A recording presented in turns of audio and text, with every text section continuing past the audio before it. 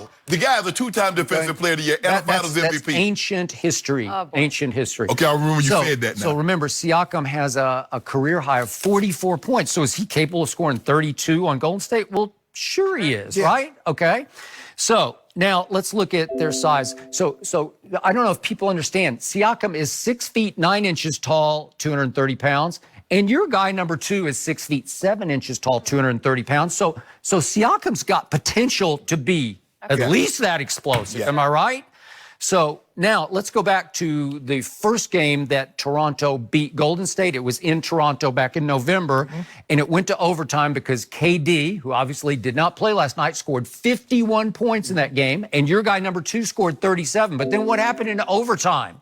Siakam took over in overtime and scored the key 7 points that turned the tide.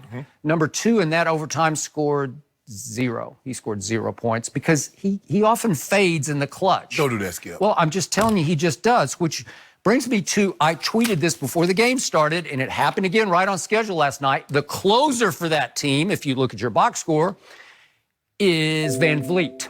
And I know he was in a slump for a while before the two of them had their baby. Obviously, you keep correcting me, but it's their child. Yeah. She had it, obviously, but he's part of it. He had something to do with it, didn't he? It's emotional. Okay, all right. To know that you're about to have a kid. Once that got done, once that got cleared of his head, then he started to play the way he's been playing all year for them. So who led Toronto in scoring in the fourth quarter last night? Van Vliet. He is the closer. And let me also just bring this back into perspective.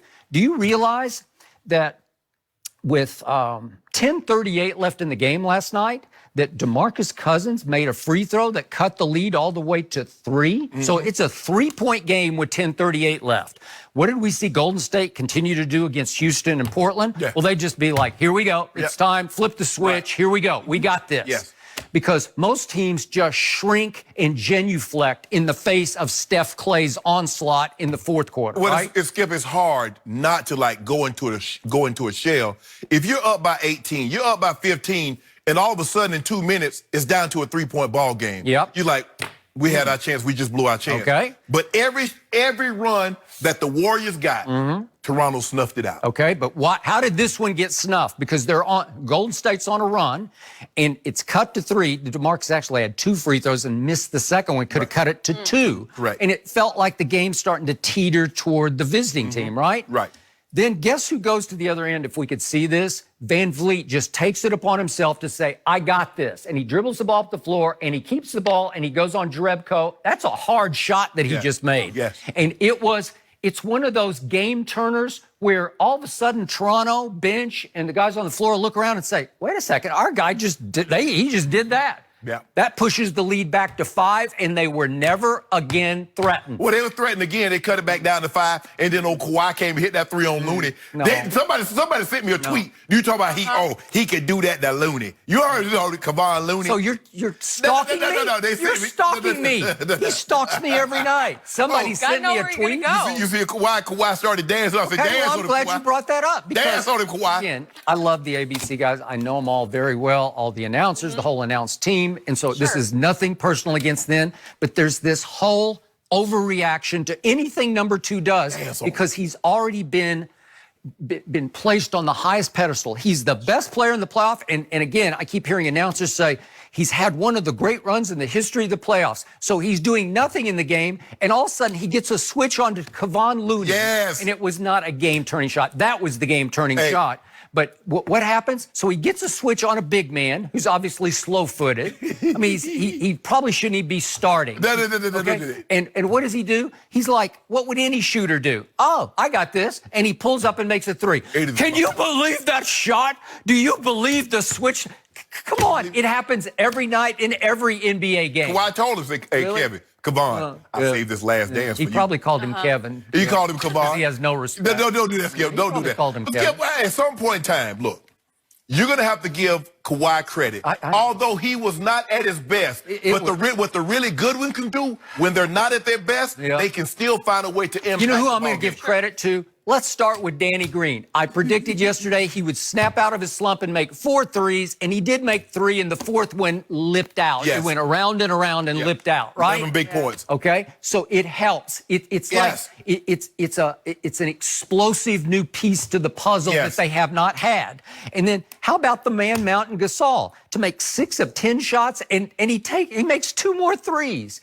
How much does it crush the psyche of the visiting team when they, like Steve Kerr said after the game, those are called dare shots. We just dare him. Right. We dare you to make that. Right. And he just stands there and he kind of sizes it up and he's it was another one too that Van Fleet had. The shot clock was running down and he just threw it up. Okay, well that was lucky. I'm gonna give so him lucky. that was huge. That was a huge shot for him. He kind of willed that in, but he can will it in, and he is the guts of that team in the 4th quarter. And then again, Van Vliet, and like they usually get so much off the bench from Norman Powell. See, he didn't even play him. And I got to compliment Nick Nurse. He's pushing every correct button on schedule. We didn't see Patrick McCaw in any of the last series, and then he gets 4 minutes and he hits a big 3. Yeah. So that had to make him feel good because he came from the Warriors. Okay. So now Toronto is 3-0 this year against Golden State. Yeah. You don't think their confidence is going through the roof of that building? Absolutely. Sure. And Skip, everybody kept talking about how the atmosphere was electric. Yeah. But the difference between them is that they've never been in this situation. No. Now we see how they are for the playoffs. Now this is the NBA Finals. We have a chance to win the NBA Finals against the Warriors. The Warriors, Skip, this is the 5th time. Obviously, the 5th time is not going to be like the very first time. This is the Raptors' very first time. So they're going to be crazy. Now, let me tell you what's going to be even crazier. Game 2 atmosphere, because they got 1 win already up under their belt. Can you imagine? They're going to be sitting pretty like, man, if we get this, we're going to be up 2-0. And then we still got 2 games to come back here to do what we need to do.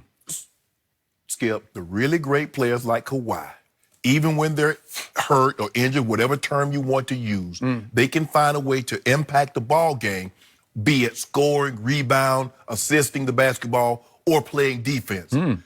I'm looking at him. He couldn't turn the corner like he wanted to. There are some times that he got close. You got to stop with Stop this. it, Skip. You got to quit alibying for him. I'm not alibying. He's the alibi king. He is. Years, number 1, perpetually injured. He was on every injury report. Okay, might be a little fragile. Ever issued by the San Antonio Spurs for 7 years. And the bigger and hotter the spotlight, the smaller he plays. No, he don't play small. Okay. I knew he was gonna have a good game. He got his hair freshly done. That thing was freshly. Yeah. How do you know it was freshly done? Because I know. It might just stay done. No, I don't know. Right? No. Huh? He ain't gonna take it out. Yeah. No, that thing hurt too much. No, you don't pull that out. I think somebody was going to wear his cornrows wig today, and he realized this is not the day. Not yet. Somebody. Not yet. But there's a possibility you might see it on Monday. If you had worn it, then you would have upstaged Miss Taft. No, that's what I'm saying. Because I knew she had something special. I heard a birdie told me she had something special. Probably she told you. No, she didn't tell me. Because, this is the last day, Skip, so, she was like going to go out with a bang. Oh, really? I get it. Yeah. Well, she's not leaving the show. No, I'm just saying. No. She got to pull double duty. She moonlighting on Skip. But then, we found going to Gay Perry, is that what it is? Yeah, leaving us I'll be behind. back, guys. Don't you worry. At some point, you're going to have to give 2 credit and realize it's not all about scoring. Because you know what I noticed about you? Now, let Michael Jordan have a game like this. Did you see how he impacted the game? He's so impactful, even when he doesn't score. Let Kobe do something like this. Oh, he's so impactful. The man was 5 of 14. No, did he shoot the ball well? No. And one of the things that happen when you're injured, especially, Skip, can you imagine having tendonitis? Just, to the normal average person at home, I want you to find you a small rock and put it in your shoe and walk around with it for 43 minutes. Because that's what tendonitis is for a basketball player, because you're running, planting, cutting, and jumping for 43 minutes. That's what Kawhi did, Skip Bayless. It was his thigh, and then it changed to his knee. Because the thigh was getting, the excuse was wearing thin. Compensating. What happened when you just skip that?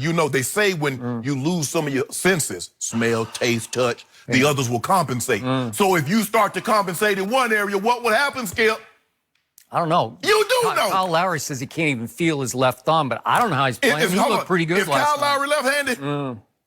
He has to throw passes left-handed. Well, no, he doesn't. He mainly. How did he lead them with 9 assists last night? You know what? He's pretty good, That guy's got a lot of help. So look, Yeah. you run. You've had injuries. Oh, and I've what had happens? every injury Okay, known when to you man. and when you start compensating, what happens? You hurt something else. I just fix it. No, you don't just fix nothing. Or I run through it. No, okay, run through it.